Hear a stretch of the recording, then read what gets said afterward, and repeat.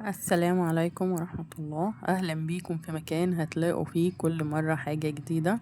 طبعا مشرفيني ومنوريني في أي مكان وأي وقت بتشوفوني فيه. الغدا بتاعنا النهاردة غدا بسيط، مصري قديم، حاجة كده من التراث القديم بتاعنا بتاع أجدادنا.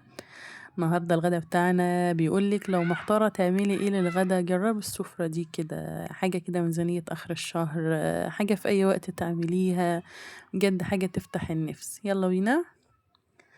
اول حاجه معانا الملوخيه. طبعا انا كنت مقطفاها قبل كده وشايلاها يعني فطلعتها، ولازم نغسلها يا جماعه. يعني انا بشوف في ناس ممكن تعمل ملوخيه من غير غسيل، لا احنا الله الاعلم، يعني الحاجات دي بتبقى في الاراضي، بتبقى مرشوشه واخده كيماويات، الله اعلم بتبقى واخده ايه يعني.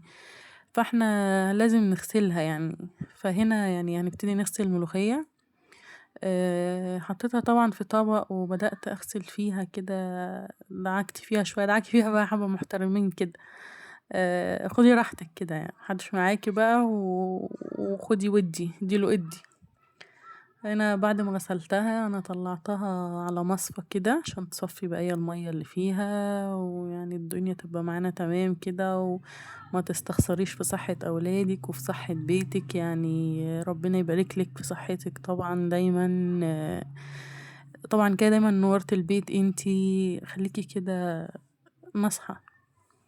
فهنا يعني ما شاء الله الملوخية لقيتها مطلعة كمية تراب، يعني انا هوريكم كده غير اللي كان نزل في المية، شايفة التراب عامل ازاي. فده طبعا لو جه معانا في الاكل هيبقى فيه مشكلة يعني. فنغسلها كذا مرة بقى، ده انك تغسلي فيها كده لحد لما ما تلاقي ما فيش تراب فيها وبقت معاكي ما شاء الله، يعني حاجة كده انت ترضيها كده. هنا غسلتها تاني وبرضو هطلعها تاني. والملوخية يعني حاجة مفيدة بصراحة، من الأكلات المفيدة يعني للكبير وللصغير، حاجة تشرف كده وحاجة يعني تظبط معانا المود يعني. هنا أنا هغسلها، هرجع أغسلها مرة كمان بس عشان وقت الفيديو. هنبدأ إن شاء الله على طول. هوريكم بقى هنعمل فيها ايه تاني، علشان برضو لما تيجي تعمليها ان كنت هتخرطيها او هتعمليها في الكبة، ما يعني الدنيا تبقى معاكي تمام.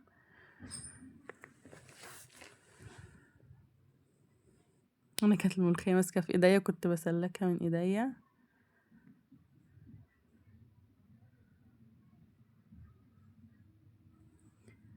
هنا بقى هطلعها بقى بعد ما صفيتها كده.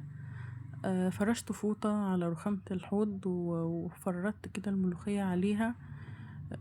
وهبتدي احاول ان انا انشفها. يعني انا كان عندي مناديل مطبخ، انت متوقفيش نفسك على حاجة، اي فوطة عندك، اي قماشة، حاجة بتشرب المية كده يعني، مشي كده عليها بس قبل ما تسيبها تنشف، يعني دي بتساعد انها تنشف اسرع يعني.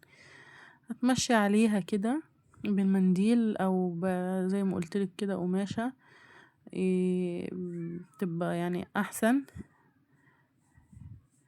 هنا بقى يعني انا بعد ما نشفتها كده وجففت فيها انا كمان، يعني بعد ما عملت بالمنديل لقيتها مش يعني هتاخد وقت معايا شوية او كده، كنت مستعجلة عليها. فرجعت جبت فوطة مطبخ تانية وبدأت ان انا اطبطب عليها كده زي ما كنت بعمل بالمنديل. قعدت اطبطب كده عليها عشان يعني احاول اجفف المية على قد ما اقدر، عشان لما احطها تحت المروحة، ان المروحة ممكن تخلي ورق الملوخية يدبل معانا، فمش كنت عايزة اسيبها تحت المروحة كتير. هنا انا حطيت مروحة مكتب وحطيتها يعني، قعدت لها يجي نص ساعة كده. هنا كانت نشفت معايا. دي فتلة كده من الفوطة كانت نشفت معايا، وبقت تمام يعني ما شاء الله، بقت جافة كلها ما فيهاش مية ولا فيها حاجة. هنا بقى يا ست الكل صينيتك، وانا حطيت عليها قرنين فلفل احمر، وعيشي بقى مخرطة الملوخية بتاعتك كده، وشغليلك كده حاجة جنبك كده تسلي فيها. يعني هي ما بتاخدش وقت والله بالمخرطة، يعني في ناس بتستسهل وتعملها في الكبة او بتسلقها وترجع تضربها بالهاند بلندر. يعني بصراحة دي طريقة من زمان احنا اتربينا وطلعنا لقينا اهالينا بيعملوهم كده.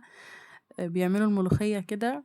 فيعني هي دي الطريقة المحبذة لينا بصراحة. أنا جربتها قبل كده إن هي تبقى مسلوقة وبعدين أرجع أضربها بالهاند بلندر، ما عجبتنيش خالص بصراحة. فكان دي أنسب طريقة ليا. عيشي بقى، ادي مع نفسك كده بقى يا ستي، خدي صينيتك كده واقعدي لك في الصالة برا تحت التكييف ولا تحت مروحة ولا أي حاجة، وعيشي كده مع نفسك. يعني هي ما شاء الله ما خدتش معايا حوالي 10 دقايق خرط كده، وكانت يعني معايا جاهزة وتمام هنبدأ فيها. هي كده بقى كانت نص يعني خلاص تقريبا انخرطت نص المدة اللي احنا عاملينها. وهنا كانت خلاص يعني قبل النهاية، قبل ما نبتدي نجهز فيها. هنا بقى لمي كل شوية كده بمعلقة أو بطرف المخرطة معاكي، لمي الحواف اللي على الصينية ده الملوخية، ورق الملوخية الصغير اللي بيجي كده وكده على الصينية، لمي كله ما تخليش حاجة يعني.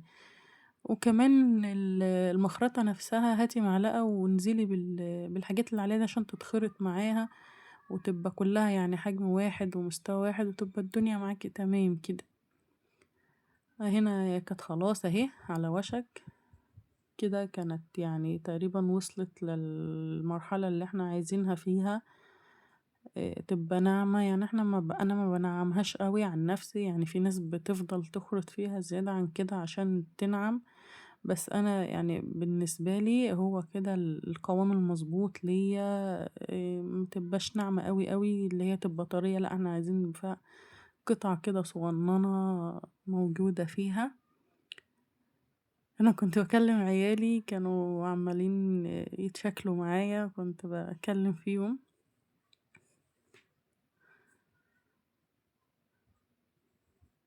كده تمام. هي بيرفكت، كنت بقول لك هي بيرفكت.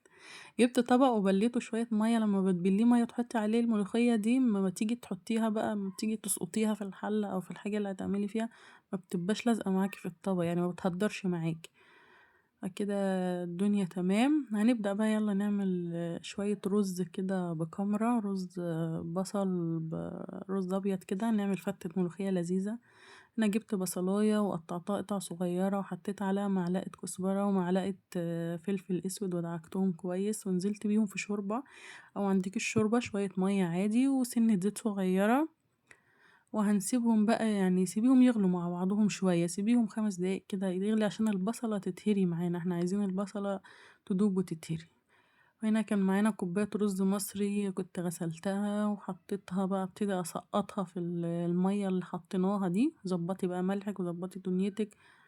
هنا انا كنت شايفة ان المية كانت كتير، الشوربة كانت كتير معايا، فابتديت اشيل منها عشان اظبط المقدار المعين للرز عشان ما يبقاش معجن، احنا عايزينه مفلفل وحلو يعني. هنا كان خلاص الرز بدأ يتشرب، قلبته وهركنه شوية.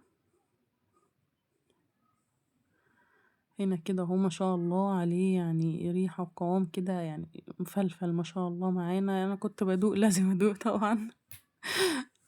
فكان يعني ما شاء الله يعني اللهم بارك، حاجة هترضيكوا والله. هنا طبعا الشوربة بتاعت الملوخية، انا كان عندي شوربة بط قبلها بيوم كنت عاملاه. حطيتها وحطيت لها سن توم وسبتهم يغلوا مع بعض شوية حلوين.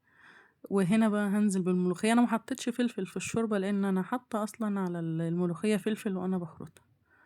وهنا الملوخية ما شاء الله معانا اهي بدأت تغلي وتفور كده وترفع. فهنا هنبدأ بقى نعمل لها الطشة بتاعتها. حطيت معلقة دهن حيواني، ما مش عايزين دهن، عايزة تحطي بقى سمنة تحطي اللي انت عايزاه براحتك، لا انا عندي اللي هي الدهن بتاع الحيوان اللي نجيبها من الجزار دي ونسيحها. بحب اعمل ملوخية بيها قوي. وحطيت لها حبة توم كده مفرومين، افرمي حبة توم حلوين كده وحطيهم. وكمان حط لها معلقة كزبرة. انا هنا شلت الريمة اللي كانت على الملوخية، لازم طبعا تشيليها عشان ما تخليش الملوخية بتاعتك كده معكرة او ما تكونش مظبوطة، لازم تكون شكلها حلو. هنا نزلنا بالطشة بتاعت الملوخية، ولازم تطفي عليها بعد ما تحط لها الطشة دي، تطفي على طول وما تغطيش عليها عشان ما تهبطش. هنا الكينج بتاعنا معانا. العيش الفلاحي. هنا طبعا هنعمل فتة ملوخية بعيش فلاحي، حطينا عليها حبة خل على معلقتين ليمون معصورين، ونقلبهم وهنسيبهم مع بعض 3 4 دقايق كده، وهنرجع نحط الملوخية عليهم. غرقيها بقى ملوخية واركنيها. بعد ما تحطي الملوخية كده عليها اركنيها 10 دقايق ولا حاجة قبل التقديم. معانا هنا كده بقى اغرفي احلى ملوخية، والدنيا معاكي تكون تمام، وبألف هنا وشفا يا ست الكل على قلبك. يعني ما شاء الله، حاجة تفتح النفس كده، حاجة حرشة زي ما بيقولوا.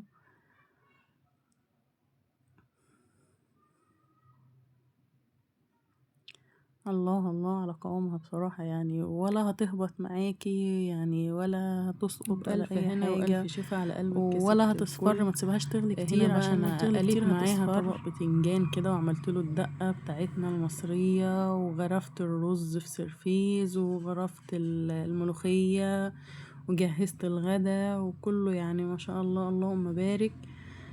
حاجة تستاهل قلبك. دي عجة مصرية كانت عندنا بقالها يومين.